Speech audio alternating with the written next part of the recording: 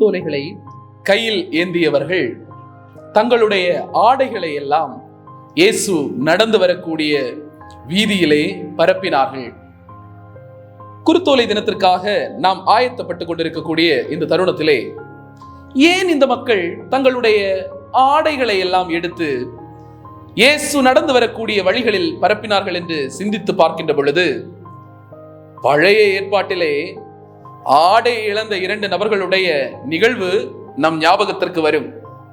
ஆதாமும் ஏவாளும் பாவம் செய்த பொழுது தங்களுக்கு இருந்த ஒளியின் ஆடையை இழந்து மனித ஆடையை தேடி நடந்தார்கள்.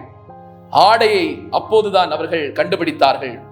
பாசமுள்ளவர்களே, கடவுளுக்கும் மனிதனுக்கும் நடுவில் ஒருபோதும் ஆடைகள் இல்லை, மறைகள் இல்லை, திரைகள் இல்லை, தடுப்புகள் இல்லை என்பதை நாம் உணர்ந்து கொள்ள வேண்டும். தாவீது அரசன் ஆண்டவருடைய உடன்படிக்கை பேழையை கொண்டு வருகின்ற பொழுது நடனமாடினான். தன்னுடைய உடலில் இருக்கக்கூடிய ஆடையை களைந்த பொழுது அதன் பலனையோ அதை பற்றிய சிந்தனையோ அவனுக்கு இல்லாமல் இருந்ததற்கு காரணம் என்ன தெரியுமா?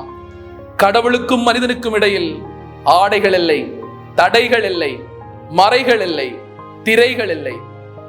மீண்டும் நாம் சிந்தித்து பார்க்கின்ற பொழுது இயேசு இந்த உலகத்தினுடைய மீட்புக்காக தன்னையே தந்தையினுடைய கரங்களில் ஒப்பு கொடுக்கின்ற கல்வாரி பலியிலும் இயேசுவினுடைய உடலில் ஒட்டு துணி கூட இல்லை என்று திருவிவிலியம் சாட்சிப்படுத்துகின்றது. ஆடைகள் இல்லை.